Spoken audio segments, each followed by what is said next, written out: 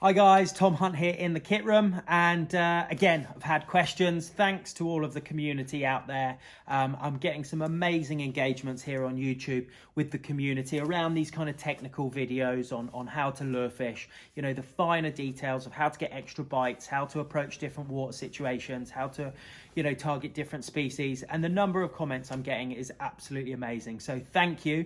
And what I'm tending to do is I get a lot of questions asked, and I'm tending to sort of make a back catalogue, because really it's about you guys as well. You know, I want to be able to give you the information that you want. So if you've got any questions whatsoever around lure fishing that you think I might be able to help with, please pop them in the comments on any of the videos, and I'll try and find it and I'll try and make a video for you on that. All right, so today's subject is going to be around sizes of hooks, offset hooks to use when you're perch fishing.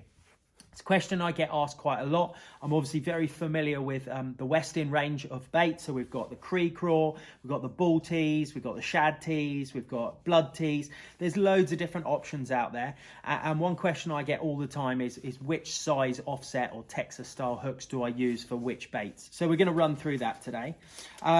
Just an aside before we get going as well, guys. I never really used to ask about sort of liking or sharing or subscribing my videos. I just always used to figure like, if you like it, and if you don't, you don't. But I've asked a couple of times recently, and it really helps the channel. So if you do like my content, I'm dedicated to kind of helping you guys out there with the finer details of lure fishing. And if you like my content, do subscribe, do press the like button, and also if you can, like copy the link and share it on other platforms, because the number of people that I say, oh wow, you've helped me catch a PB, or you've really helped me figure a certain venue out, or get more bites in certain situations, it's been amazing. So thank you guys, and if you can, say thank you back, a like, a share, a subscribe, whatever, really helps. Anyway, let's get started. In general, so these are the hooks that I use: Gamakatsu worm, EWG hooks. I find they're just the right balance, really nice gauge of wire, ideal for perch fishing, and marry up to most rods that you're going to use with perch fishing. So anywhere between, kind of your ultralights, where you might be sort of using rods maybe from kind of 2 to 7 or 2 to 10 gram style rods, through to anything up to about sort of 20 odd grams. If you had a rod that was a bit heavier than that, I might step up to a slightly thicker gauge wire hook. But anywhere from your kind of 2 or 3 grams up to 20 odd gram rods, these hooks are going to be nicely balanced. Hooks size wise, the smallest that I use is a number 4. I don't keep all of them. I tend to like sort of have a size, skip 1 or 2, and then have another size. Otherwise, I find it gets really complicated having too many sets of hooks in your bag.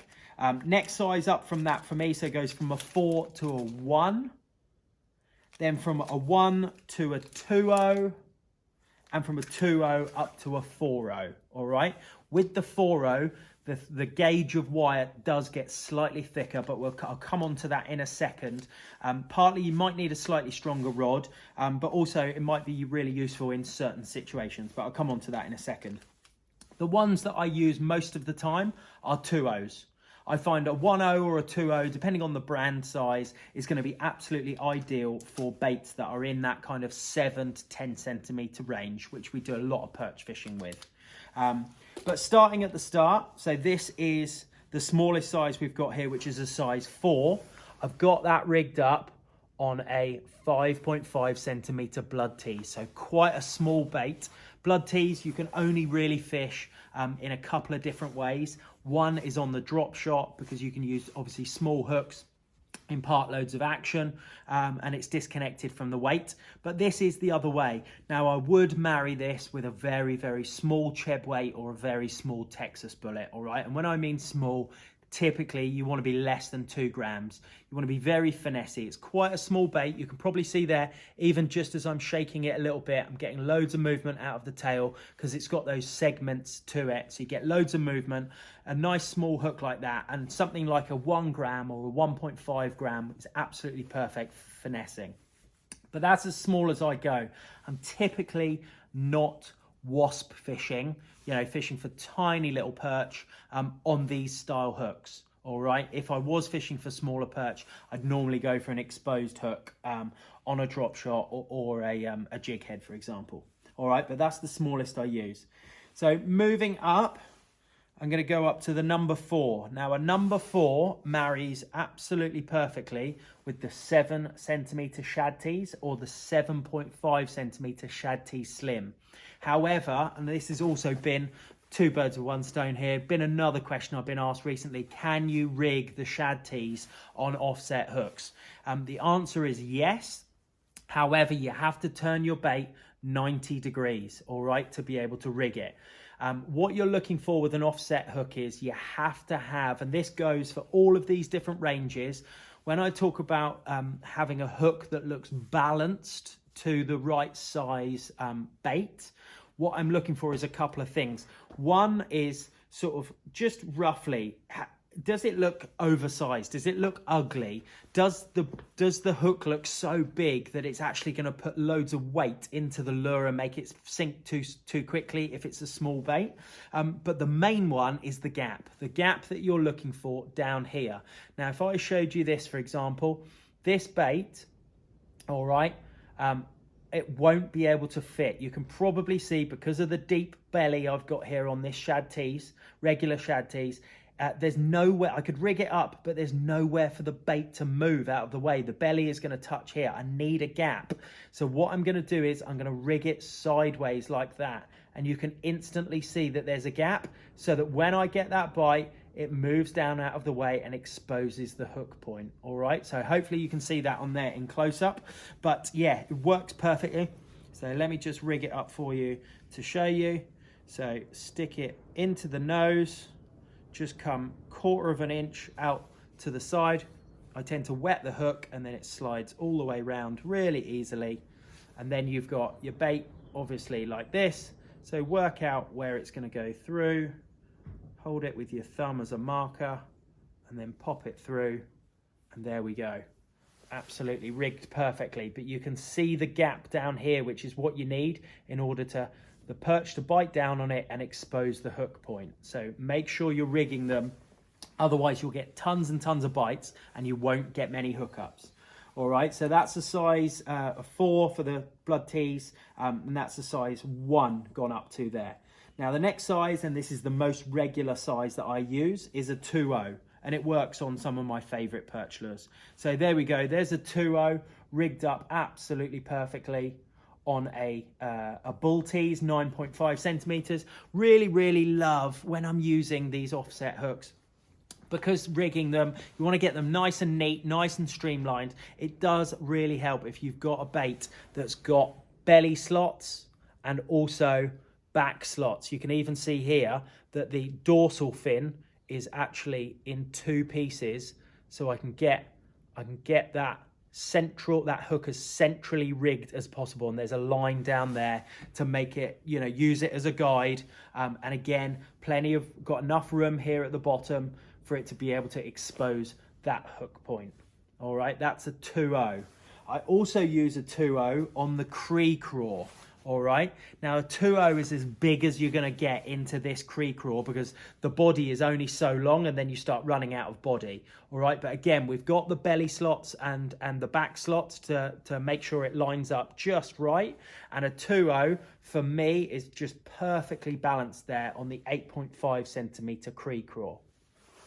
And then finally moving up to a 4.0, just to show you how sort of versatile it is. You know, that is the Bullteez we've got there on a 4.0. Now that's as big as you can go. And when I talk about balance, so if I offer this one up, you can obviously see that that one there looks really nice and neat. All right, it's not too big. I'm starting to get on the big side now, but I'm leaving myself loads of room down here. So if I was getting loads of bites and not many hookups, do consider moving up a size or a couple of sizes, giving extra room at the bottom there, you know, and then he's got absolutely loads of room to move out the way and expose that hook point. All right. And then I've also got, so what I was saying earlier, you can probably notice there as well, the gauge of the wire has gone up. Once I get up to that large 4/0 size, so if, for example, compared to the 2/0, it's exactly the same make hook, but the gauge of the wire is so much thicker and so much stronger. So you're going to need a stronger rod to set that hook home. But this could be really useful if I was fishing in areas that I thought I might be coming across big Zander, or I might be coming across the odd pike, or I might be in weedy areas or snaggy areas where I might need to hit that bite and kind of give it quite a bit of stick to get it out of there. You don't want light wire hooks in those situations that might bend out or flex or spring too much.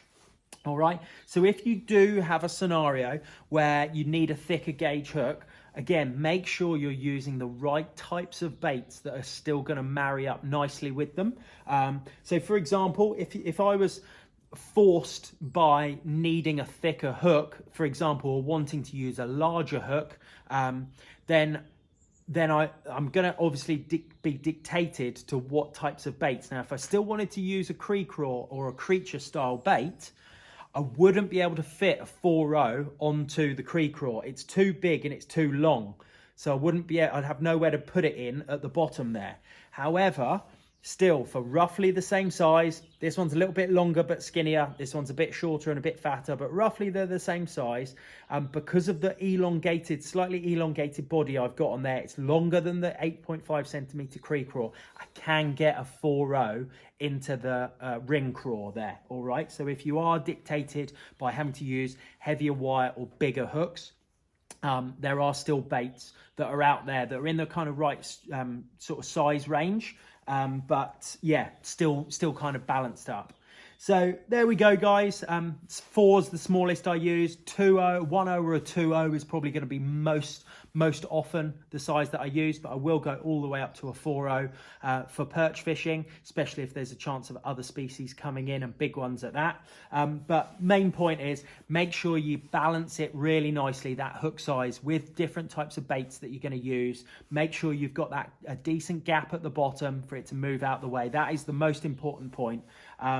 Yeah, but you can use a variety of baits there, from 5 centimeters all the way up to sort of 10, 12, maybe even 14 centimeters on an offset hook. If there's any questions, guys, drop them in the comments below. Hope just started to get a little bit mild now, and Boris is giving us our Prime Minister in the UK here, is just for context of those of you abroad. He's coming out on Monday to hopefully say that we're out of lockdown. So fingers crossed, we're going to be out fishing soon. Make sure you get all your kit ready, make sure it's right, and then first opportunity, get out there and catch a few. All right, guys, hope you've enjoyed that one. Press the like, press subscribe, and I'll see you on the next one.